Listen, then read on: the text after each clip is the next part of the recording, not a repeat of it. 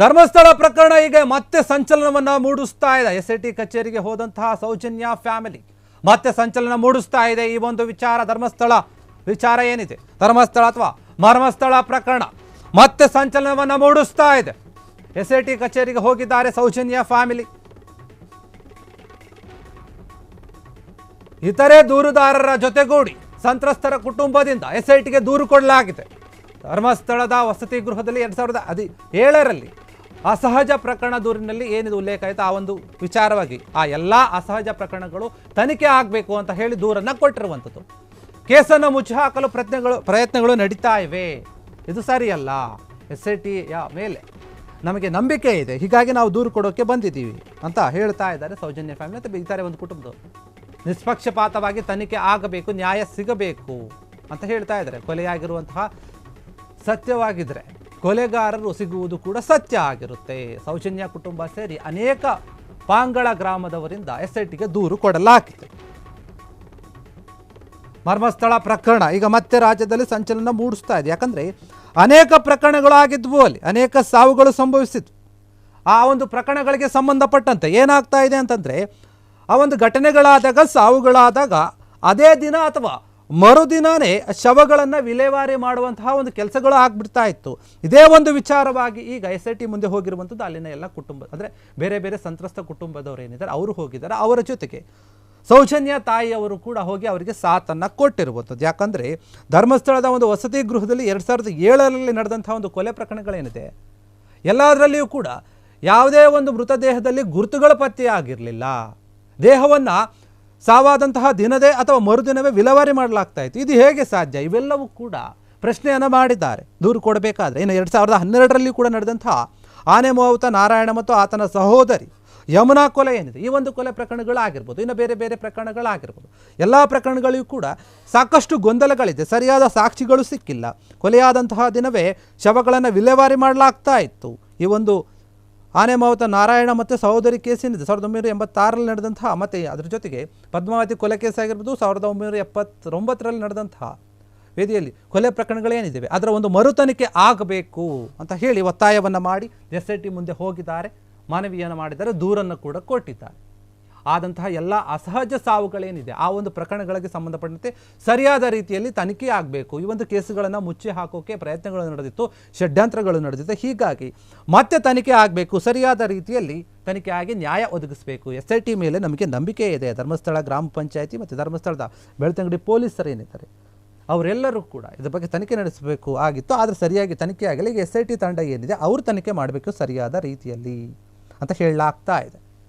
ಈ ಒಂದು ಘಟನೆ ಏನಿದೆ, ಕೊಲೆ ಆದಂತಹ ಅದೇ ದಿನ ಅಥವಾ ಮರುದಿನ ಶವಗಳನ್ನು ಏನು ವಿಲೇವಾರಿ ಮಾಡ್ತಿದ್ರಲ್ಲ ಅದು ಕಾನೂನಿಗೆ ವಿರುದ್ಧವಾಗಿರುವಂಥದ್ದು ಅಂತ ಹೇಳಿ ಅವರು ದೂರನ್ನು ಕೊಟ್ಟಿದ್ದಾರೆ. ಹೀಗೆ ರೀತಿ ಮಾಡುವಂಥದ್ದು ಸರಿಯಲ್ಲ, ಇದರಲ್ಲಿ ಏನೋ ಒಂದು ಷಡ್ಯಂತ್ರ ಅಡಗಿದೆ.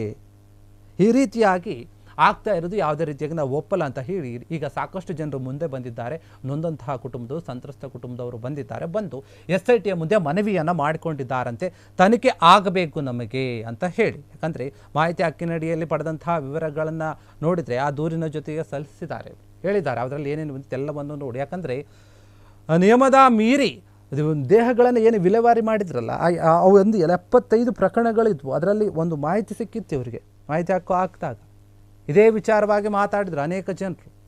ಹೀಗಾಗಿ ಈ ಒಂದು ಕೊಲೆ ಪ್ರಕರಣಗಳಿಗೆ ಸಂಬಂಧಪಟ್ಟಂತೆ ಯಾರು ಈ ಒಂದು ಕೃತ್ಯಗಳನ್ನು ಎಸಗಿದ್ದಾರೆ ಮತ್ತು ಯಾರು ಸಾಕ್ಷಿಗಳನ್ನು ಮರೆಮಾಚುವಂಥ ಒಂದು ಕೆಲಸವನ್ನು ಮಾಡಿದ್ದಾರೆ, ಯಾರು ಅವರಿಗೆ ಸಾಥನ್ನು ಕೊಟ್ಟಿದ್ದಾರೆ, ಇವರೆಲ್ಲರೂ ಕೂಡ ನ್ಯಾಯಾಂಗ ಶಿಕ್ಷೆಗೆ ಒಳಗಾಗಬೇಕು.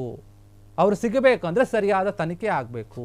ನಮಗೆ ಎಸ್ಐಟಿಯ ಒಂದು ತನಿಖೆ ಮೇಲೆ, ತಂಡದ ಮೇಲೆ ನಂಬಿಕೆ ಇದೆ. ಹೀಗಾಗಿ ನಾವು ಎಸ್ಐಟಿಯ ಮೊರೆಯನ್ನು ಹೋಗ್ತಾ ಇದ್ದೀವಿ, ಅವರಿಗೆ ದೂರು ಕೊಡ್ತಾ ಇದ್ದೀವಿ ಅಂತ ಹೇಳಿ ಎಸ್ಐಟಿಯ ಮುಂದೆ ಹೋಗಿ ನಿಂತಿರುವಂಥದ್ದು ಸಾಕಷ್ಟು ಸಂತ್ರಸ್ತ ಕುಟುಂಬದವರು. ಅವರಿಗೆ ಸೌಜನ್ಯ ತಾಯಿಯವರು ಕೂಡ ಸಾಥ್ ಕೊಟ್ಟಿದ್ದಾರೆ. ನಾವು ಕೂಡ ನಿಮ್ಮ ಜೊತೆ ಇರ್ತೀವಿ, ನಿಮಗೆ ಸಾಥನ್ನು ಕೊಡ್ತೀವಿ ಅಂತ ಹೇಳಿದ್ದಾರೆ. ಎಲ್ಲ ಅಲ್ಲಿ ಆ ಒಂದು ಭಾಗದಲ್ಲಿ ಆದಂತಹ ಅನೇಕ ಒಂದು ಪ್ರಕರಣಗಳು ಏನಿದೆ, ಅಸಹಜ ಸಾವುಗಳೇನಿದೆ ಅಂಥದ್ರ ಬಗ್ಗೆ ಮತ್ತೆ ತನಿಖೆ ಆಗಬೇಕು. ಎಸ್ಐಟಿ ತಂಡ ಏನಿದೆ ಅದು ಸರಿಯಾದ ರೀತಿಯಲ್ಲಿ ತನಿಖೆ ಮಾಡ್ತಾ ಇದೆ ಅನ್ನುವಂಥ ಒಂದು ನಂಬಿಕೆ ನಮಗೆ ಬರ್ತಾ ಇದೆ. ಹೀಗಾಗಿ ನಾವು ಮತ್ತೆ ಹೋಗಿದ್ದೀವಿ, ನಿಷ್ಪಕ್ಷಪಾತವಾಗಿ ತನಿಖೆ ಆಗಬೇಕು ಈ ಒಂದು ವಿಚಾರದಲ್ಲಿ ಅಂತ ಹೇಳಿ ಒತ್ತಾಯವನ್ನು ಮಾಡ್ತಾ ಇದ್ದಾರೆ.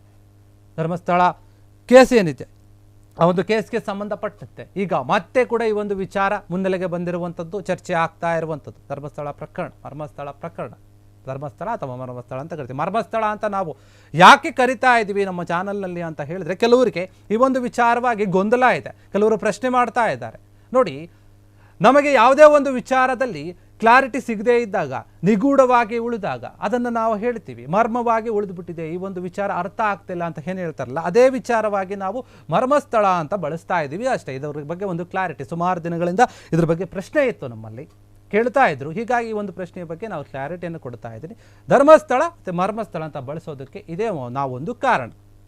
ಅನೇಕ ವಿಚಾರಗಳು ಮರ್ಮವಾಗಿ ಉಳಿದಿದೆ, ಏನೂ ಅಲ್ಲಿ ಗೊತ್ತಾಗ್ತಾ ಇಲ್ಲ, ಇನ್ನೂ ಅದರ ವಿಚಾರದ ಬಗ್ಗೆ ಸ್ಪಷ್ಟವಾದಂತಹ ಮಾಹಿತಿ ಇಲ್ಲ ಯಾರಿಗೂ ಕೂಡ, ಸತ್ಯಾಂಶ ಹೊರಗೆ ಬರ್ತಾ ಇಲ್ಲ, ಎಲ್ಲವೂ ಕೂಡ ಮರ್ಮವಾಗಿ ಉಳಿದಿರೋದ್ರಿಂದ ನಾವು ಆ ರೀತಿ ಕರಿತಾ ಇದ್ವಿ. ಈ ಒಂದು ವಿಚಾರ ನಿಮಗೆ ತಿಳಿಸ್ಬೇಕು ಅಂತ ನಾವು ಅಂದ್ಕೊಂಡ್ವಿ, ತಿಳಿಸ್ತಾ ಇದ್ವಿ. ಹೀಗಾಗಿ ಈ ಒಂದು ಸೌಜನ್ಯ ಪ್ರಕರಣ ಆಗಿರ್ಬೋದು, ಅದ್ರ ಜೊತೆಗೆ ಅಲ್ಲಿ ಆದಂತಹ ಅನೇಕ ಪ್ರಕರಣಗಳು ಏನಿದೆ ಆ ಒಂದು ಭಾಗದಲ್ಲಿ, ಅದರ ಬಗ್ಗೆ ಮತ್ತೆ ಕೂಡ ಈಗ ಸರಿಯಾದ ರೀತಿಯಲ್ಲಿ ತನಿಖೆ ಆಗಬೇಕಂತ ಹೇಳಿ ಇನ್ನಷ್ಟು ಕುಟುಂಬಗಳು ಈಗ ಮುಂದೆ ಬಂದಿರುವಂಥದ್ದು. ಸಂತ್ರಸ್ತ ಕುಟುಂಬದವರು ಬಂದು SITಗೆ ದೂರನ್ನು ಕೊಟ್ಟಿದ್ದಾರೆ. ಸರಿಯಾದ ರೀತಿಯಲ್ಲಿ ತನಿಖೆ ಮಾಡಿ, ಕರ್ನಾಟಕ ಸರ್ಕಾರ ಏನೆಂದು ಆಯೋಜನೆ ಮಾಡಿತ್ತು SIT ವಿಶೇಷ ತನಿಖಾ ತಂಡವನ್ನು, ಅದರ ಮೇಲೆ ನಂಬಿಕೆ ಇದೆ ಅಂತ ಆ ಭಾಗದ ಜನರು ಹೇಳ್ತಾ ಇದ್ದಾರೆ. ಯಾಕಂದರೆ ಅವರ ತನಿಖೆ ಸರಿಯಾಗಿದೆ ಅನಿಸಿದೆ ಅವರಿಗೆ, ಅದಕ್ಕೋಸ್ಕರ ಬಂದಿದ್ದಾರೆ. ಈಗ ಮುಂದೆ ಬಂದು ನಮಗೂ ಕೂಡ ಅನ್ಯಾಯ ಆಗಿದೆ ಸ್ವಾಮಿ, ನಮಗೂ ಕೂಡ ನ್ಯಾಯವನ್ನು ಕೊಡಿಸಿ, ಕೆಲವೊಂದು ಕೇಸ್ಗಳನ್ನು ಮುಚ್ಚಾಕುವಂತಹ ಪ್ರಯತ್ನ ನಡೆದಿದೆ, ಷಡ್ಯಂತ್ರ ನಡೆದಿದೆ ಇಲ್ಲಿ. ಹೀಗಾಗಿ ಈ ಒಂದು ವಿಚಾರದ ಬಗ್ಗೆ ತನಿಖೆ ಆಗಬೇಕು ಅಂತ ಹೇಳಿ SITಯ ಒಂದು ಮೊರೆಯನ್ನು ಹೋಗಿದ್ದಾರೆ ಅಲ್ಲಿಯ ಜನರು.